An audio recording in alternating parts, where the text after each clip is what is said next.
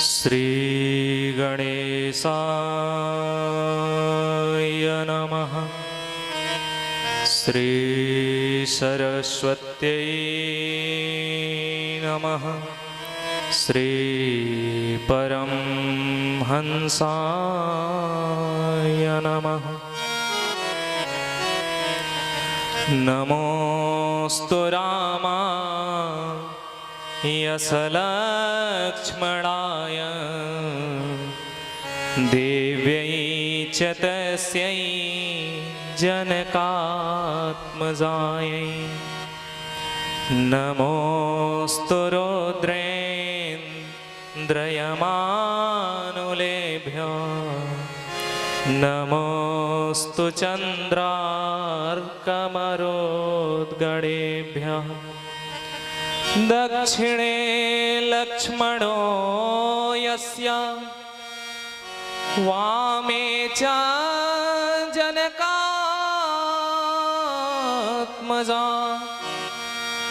पुरतो मारुतिर्यस्य तं वन्दे रघुनन्दनम्।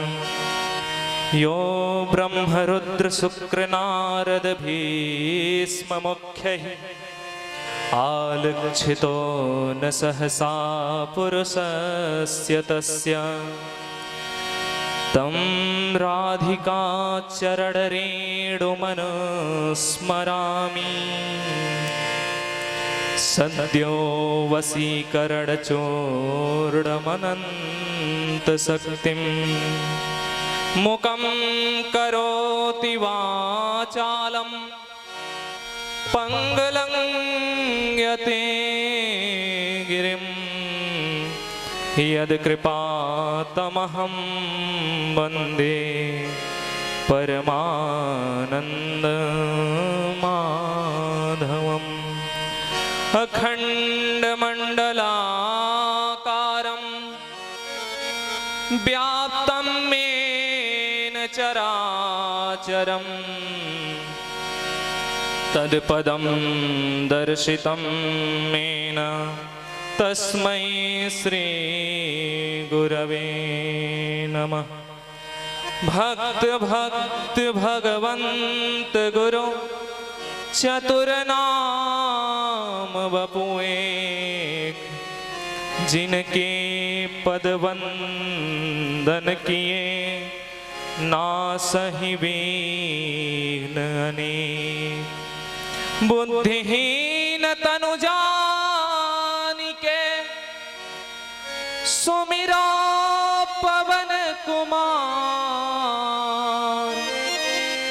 बल बुद्धि विद्या देहु मोहि हरहु कलेश विकार। बोलिए श्री रामचंद्र भगवान की जय। बोलिए जंगलीनाथ महादेव की जय। निज निज मात पिता की जय। निज निज सदगुरुदेव भगवान की जय। आज के आनंद की जय। मुख्य यजमान की जय। यजमान परिवार की जय। जय श्री राधे। ओम नमः पार्वती पतये हर हर महादेव।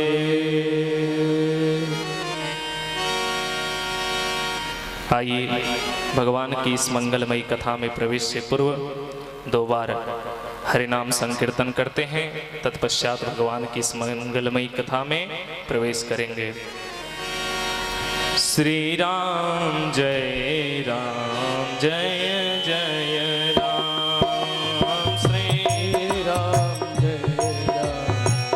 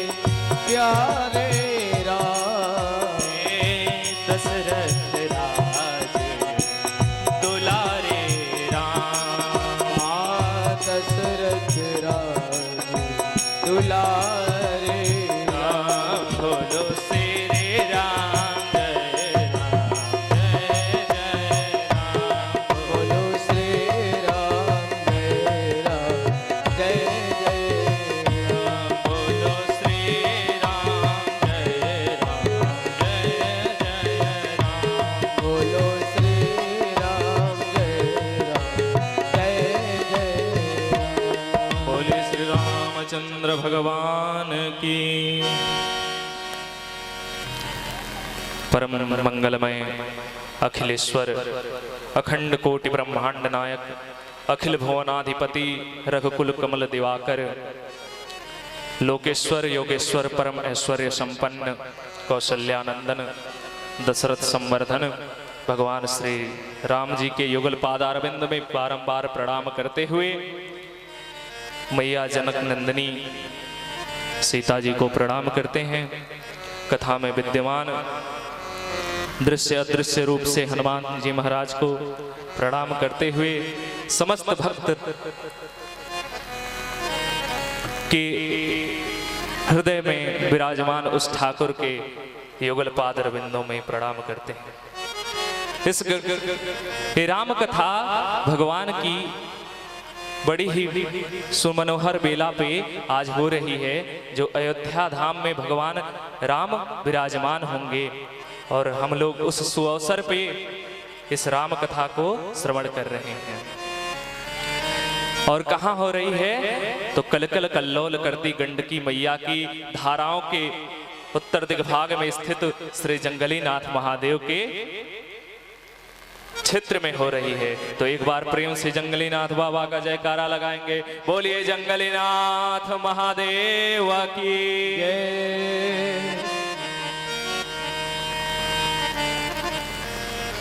कलि कुटिल जीव निस्तार हित वाल्मीकि तुलसी है।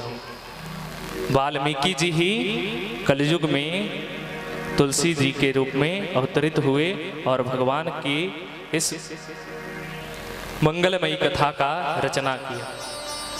एक समय ऐसा था कि वो पत्नी के प्रेम में बहुत आसक्त हुए थे। तब रत्नावली के अंदर मां पार्वती ने प्रवेश करके और उन्हें फटकारा। अस्थि चर्ममय देह यह अस्थि चर्ममय देह यह तासो ऐसी प्रीत नेक जो हो तो राम सो तो काहे भवभीत। अस्थि और चर्म का यह शरीर है, इससे तुम इतना प्रेम कर रहे हो। अगर तनिक भी थोड़ा भी भगवान राम से प्रेम कर लेते तो तुम्हारा यह जीवन धन्य हो जाता। और देखिए, किसी की बातों को, किसी का बातों का ठेस लगे चाहे ना लगे, अगर जिससे आप एकदम जिसके प्रति आसक्त हैं, जो प्रेमिका है, जो प्रेमी है, वो अगर कुछ बोल देता है तो उसका ठेस बहुत ज्यादा लग जाता है। गोस्वामी जी रत्नावली से अत्यधिक प्रेम करते थे और इसी प्रेम के कारण यह तिरस्कार उन्हें बर्दाश्त नहीं हुआ और भगवान का गुण गाने के लिए चल दिए। अनेकानेक घटनाएं हुई। प्रेत मिला, फिर हनुमान जी मिले। फिर हनुमान जी ने कहा कि चित्रकूट की घाट पर भई संतन की भी तुलसीदास चंदन घिसे तिलक देत रघुवीर। इतने में तुलसीदास जी ने श्री राम जी के चरणों को पकड़ लिया और भगवान राघव ने गोस्वामी जी को आशीर्वाद प्रदान किया। फिर गोस्वामी जी आए और फिर वाराणसी में श्री रामचरितमानस की रचनाएं की।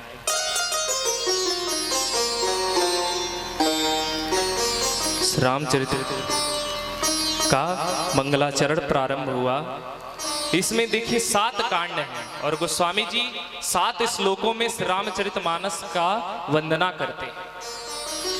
मानो कि एक एक कांड के लिए एक एक श्लोक समर्पित हो, अर्थात हमारे दिन भी 7 ही होते हैं। मानो कि एक एक दिन के लिए एक एक श्लोक समर्पित हो। आइए, बातें बहुत आगे निकल जाएंगी, समय का बहुत कीमत है, क्योंकि हमारे भैया भी हैं वाराणसी से आए हुए और इस समय शोध के छात्र हैं भैया। तो भैया के मुख से अगर हम 2 शब्द सुनेंगे बैठ करके तो हमारे लिए बहुत ही लाभदायक होगा। तो इसलिए हम समय को देखते हुए बातों को विस्तार में न कह के, क्षण मात्र में ही कह के, और गोस्वामी जी श्री रामचरितमानस की वंदना करते हैं। वर्णानामर्थ संघानाम रसानाम छंदसामपि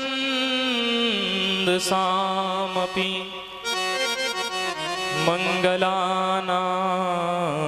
च कर्तारो वंदे वाणी विनायको।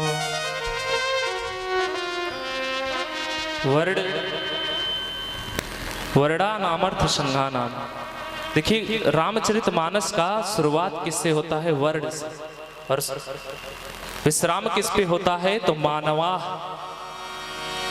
अर्थात यह वर्ण व्यवस्था के अंतर्गत आने वाले समस्त मानवों के लिए श्री रामचरितमानस बना है। बोलिए श्री रामचंद्र भगवान की जय। वर्णानामर्थ संघानाम, अर्थ रस आदि की समूहों की वंदना करते हैं। फिर भवानी शंकर की वंदना करते हैं। और किसके रूप में वंदना करते हैं? तो भवानी शंकरो वंदे श्रद्धा विश्वास रूपिणो याभ्याम बिना न पश्यन्ति सिद्धा स्वान्तः स्थमीश्वरम। श्रद्धा और विश्वास के रूप में भवानी और शंकर का वंदना करते हैं। अगर विश्वास नहीं है, यही सती प्रसंग में हुआ कि जब विश्वास खत्म हुआ तो भगवान शंकर भी कहने लगे कि तुम सत्य बोलो, और मैया भी कहने लगी कि तुम सत्य बोलो। तो इसलिए सती जब देह त्यागी तो फिर भवानी उमा जन्मी। और फिर कहते हैं गोस्वामी जी, भवानी शंकरो वंदे श्रद्धा विश्वास रूपिणो। श्रद्धा और विश्वास के रूप में भवानी और शंकर का वंदना करते हैं। क्या कहते हैं? यमाश्रितो हि वक्रोपि चंद्रः सर्वत्र वंदति। चंद्रमा टेढ़ा है, कुटिल है, कलंकित है। शास्त्रों में इसका एक श्लोक आता है, दोषा करोपि कुटिलोपि कलंकितोपि निद्रावसान समये विहितोदयोपि चंद्रस्तथापि गिरिशः शिरसा विधरति नैवाश्रितोऽसि गुणदोष विचारणास्ति। दोषा करोपि कुटिलो। चंद्रमा क्या है? दोष से युक्त है, कुटिल है। इतना कुटिल है कि मित्रावसान समय, मित्र के डूब जाने पर उदय होता है। लेकिन उसके बाद भी बाबा इतने दयावान हैं कि उसको अपने शीश पे धारण करते हैं, और उसको शीश पे धारण करने मात्र से चंद्रमा जगत पूजनीय हो जाता है। भवानी शंकरो वंदे श्रद्धा विश्वास रूपिणो। इसलिए श्रद्धा और विश्वास के रूप में भवानी और शंकर की वंदना करते हैं। आगे सीताराम गुणग्राम पुण्यारण्य विहारिणो वंदे विशुद्ध विज्ञान कवीश्वरो कपीश्वरो। कपीश्वर अर्थात हनुमान जी, कवीश्वर अर्थात वाल्मीकि जी की वंदना करते हैं। आगे मैया सीता की वंदना करते हैं, फिर राम जी की वंदना करते हैं, फिर गोस्वामी जी बताते हैं कि हमने इस रामचरितमानस की रचना क्यों की। कहते हैं स्वांतः सुखाय तुलसी रघुनाथ गाथा भाषा निबंधमतिमन जुलमा तनोती। मैंने अपनी विद्वता प्रदर्शित करने के लिए इस रामचरितमानस की रचना नहीं की है। मैंने किस लिए की है? तो स्वांतः सुखाय तुलसी, अपने आंतरिक सुखों के लिए इस रामचरितमानस की रचना की है।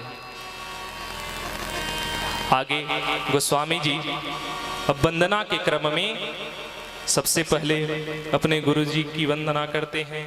बंदव गुरु पद कंज कृपा सिंधु नर रूप हरि महामोह तम पुंज जासु वचन रवि कर निकर। कहते हैं कि बंदव गुरुपद कंज कृपा सिंधु नर रूप हरि। शास्त्र कहता है कि आत्मनाम गुरुर्नाम नाम अतिकृपणस्य च श्रेयस्य कामो न गृह्यात् ज्येष्ठः पत्न्या कलत्रयो। अपना नाम, गुरु जी का नाम नहीं लेना चाहिए, आदि आदि नामों को बताता है शास्त्र। तो इसमें गोस्वामी जी ने गुरु जी की नाम को ना लेते हुए लेकिन दर्शाए हैं इस दोहे में, सोरठा में गोस्वामी जी दर्शा रहे हैं कृपा सिंधु नर रूप हरि। नर और हरि के रूप में नरहरियानंद जी को प्रणाम कर रहे हैं। बोलिए पूज्य सदगुरुदेव भगवान की। बंदव गुरु पद पदुम परागा।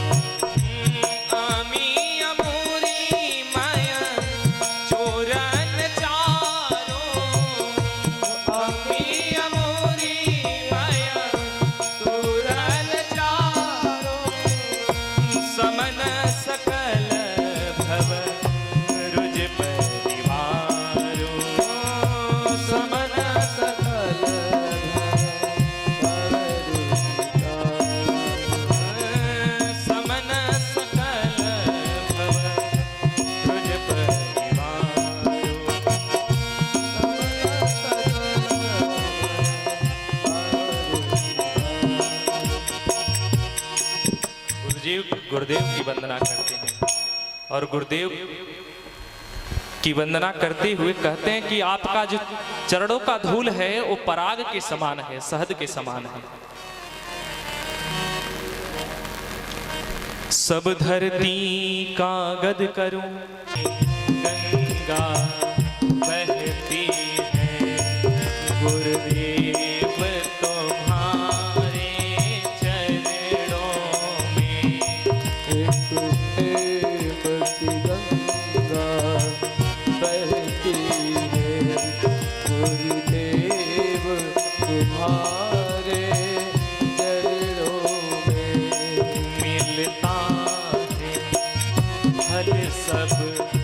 तीर्थों का स्नान तुम्हारे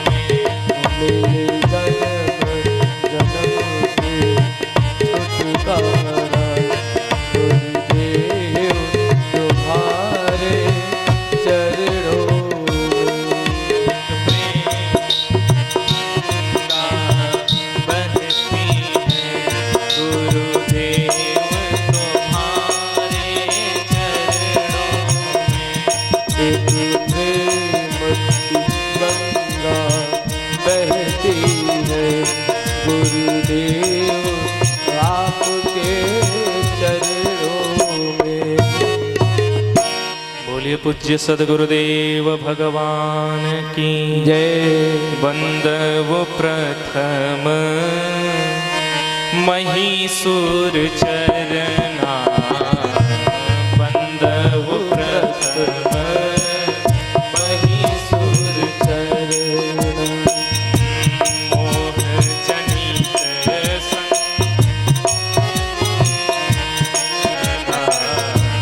मोह जनित संशय समरण, साधु चरित सुख चरित अगाधो, साधु चरित शुभ चरित कपासु, नीरस विशद मय फल जासु, बंदव प्रथम महीसुर चरना।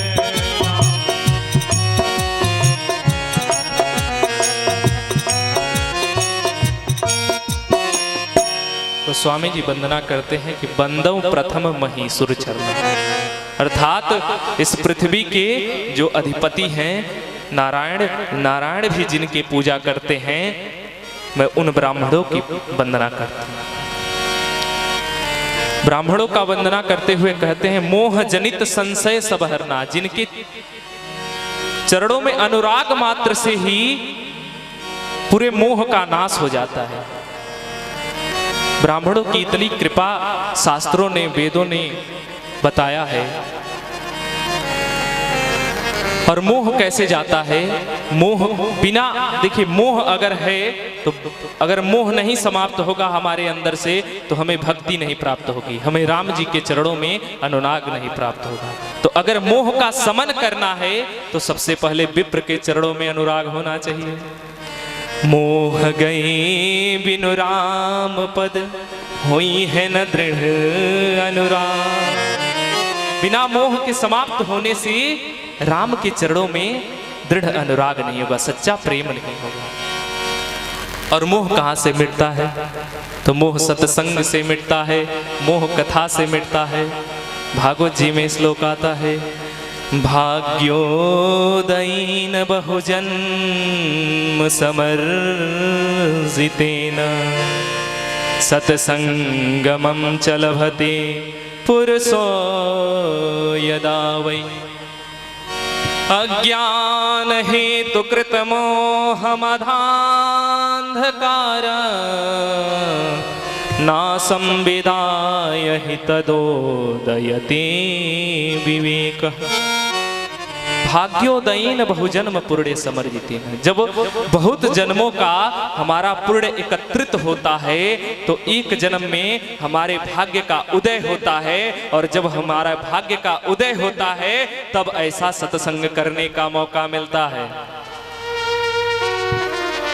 इसलिए गोस्वामी जी कहते हैं कि पुण्य एक जग मह नहीं दूजा, पुण्य एक जग मह नहीं दूजा, मन क्रम वचन विप्र कर पूजा, पुण्य एक जग मह नहीं दूजा,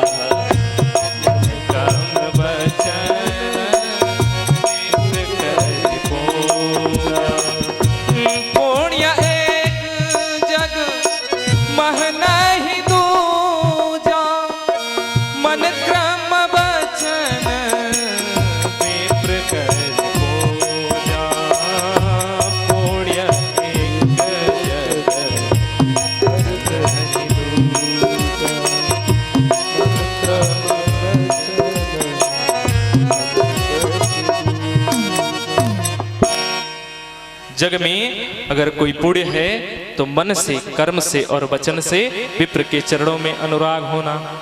अगर विप्र के चरणों में अनुराग नहीं है तो भगवान कभी भी प्राप्त नहीं होते। भगवान स्वयं कहते हैं, भगवान कहते हैं कि दैवाधीनम जगत सर्वम मंत्राधीनं च देवता ते मंत्रा ब्राह्मणाधीनं तस्मात् ब्राह्मण देवता। दैवाधीनम जगत सर्वम, देवता के अधीन पूरा संसार होता है, पूरा जगत होता है। मंत्राधीनम च देवता, और वो देवता किसके अधीन होते हैं? तो मंत्रों के अधीन होते हैं। अति मंत्रा ब्राह्मणाधीनम तस्मात् ब्राह्मण देवता। वह मंत्र ब्राह्मणों के अधीन होता है, इसलिए हम ब्राह्मणों को बारंबार प्रणाम करते हैं। ब्राह्मणों को प्रणाम करते हुए भगवान राम कथा की तरफ बढ़ते हैं। विधि निषेधमय कलिमल हरणी, विधि निषेधमय कलिमल हरणी,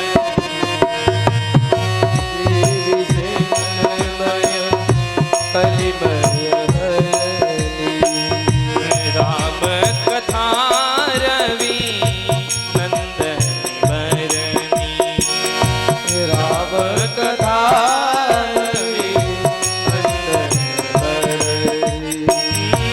वाल्मीकि नारद घट जोनी, वाल्मीकि नारद घट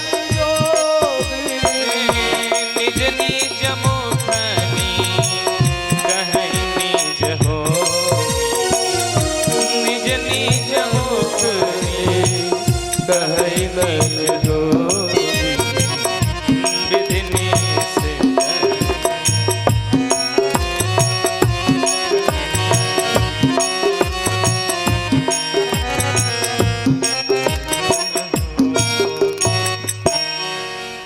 ये जो कलयुग का संताप मिटाने वाली है, ये भगवान राम की कथा है। और कौन कौन कहता है? तो वाल्मीकि नारद घट जोनी, वाल्मीकि जी कहते हैं, नारद जी कहते हैं, सभी कहते हैं। नारद जी स्वयं कहते हैं कि मैं पूर्व जन्म में एक दासी का पुत्र था, और वह हमारे यहाँ संत आए और संतों के चरणों में मेरा अनुराग हुआ, और मैं संतों का सेवा किया। बाल्यकाल से मैं चांचल्य आदि दोषों से रहित था, और उन संतों के अनुराग मात्र से, संतों के आशीर्वाद मात्र से हमें भगवान के अनन्य भक्तों में इस जन्म में स्थान प्राप्त हुआ। वाल्मीकि जी पूर्व जन्म के डाकू थे, इसी जन्म के ही डाकू थे, और कहते हैं कि उल्टा नाम जपत जग जाना, वाल्मीकि भय ब्रह्म समाना।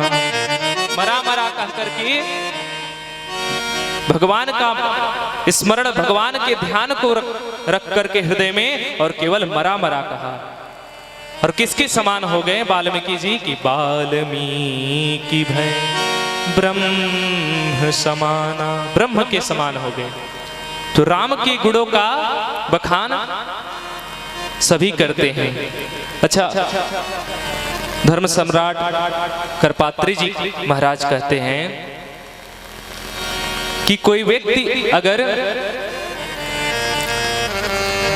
एकदम निद्रा में सोया है और उसकी निद्रा भंग नहीं हो रही है, और जाकर के उसके सामने उसका नाम ले लीजिए,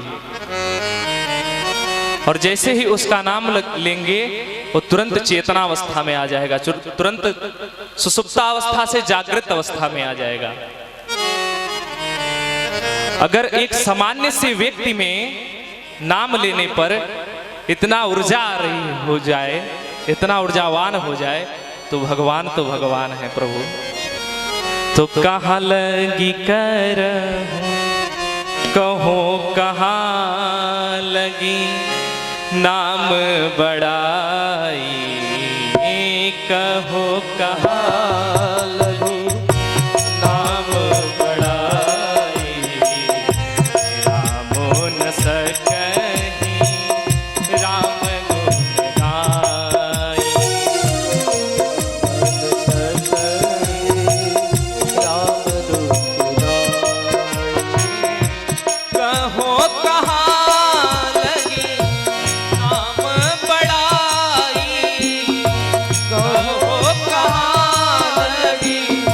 नाम बड़ाई राम न सकहि राम गुणारी राम न सकहि राम गुणारी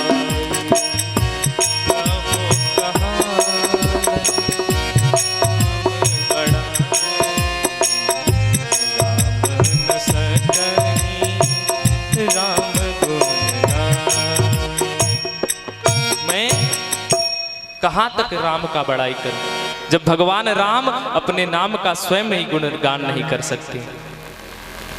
गोपियां कहती हैं भागवत जी में दसम स्कंद के 31वें अध्याय के 9वें श्लोक में गोपियां कहती हैं कि मैं तो उनके वियोग में कभी का इस शरीर का त्याग कर दी रहती, कभी ही इस शरीर को छोड़ दी रहती, लेकिन अगर मेरे को कोई यहाँ पे रखा है, कोई ब्रज में रखा है तो कौन है? केवल उसकी कथाएं ही हैं जो उसने हमको पकड़ करके रखा है, जकड़ करके रखा है। तव कथामृतम तव कथामृतम तप्त जीवनम तव कथामृतम तप्त जीवनम कल्विषाप तव कथामृतम तप्त जीवनम कविभिरीडितम कल्मषाप हम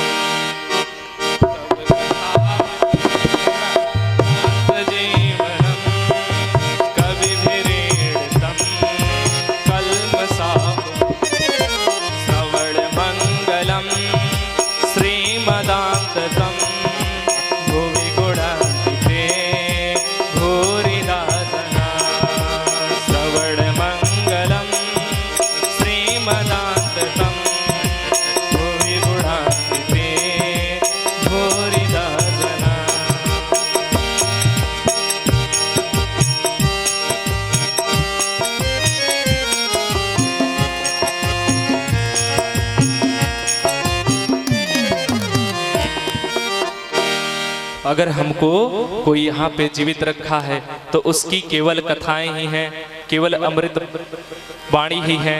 इसलिए भगवान के गुणों का गान कीचिद वदन्ति, शास्त्र कहता है कि अभागा कौन है?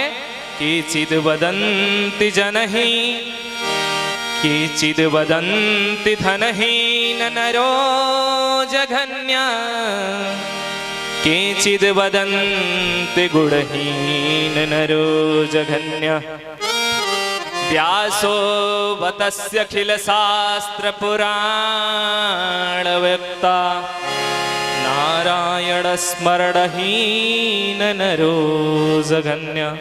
इस संसार में अभागा कौन है? व्यास जी कहते हैं कि व्यासो वदन्त्यखिल शास्त्र पुराण वक्ता नारायण स्मरणहीन नरो जघन्य।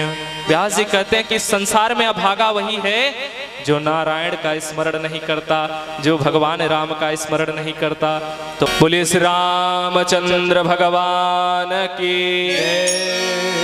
बोलिए श्री जंगले नाथ महादेव की जय। जय श्री सीताराम। ओम नमः पार्वती पतये हर हर महादेव।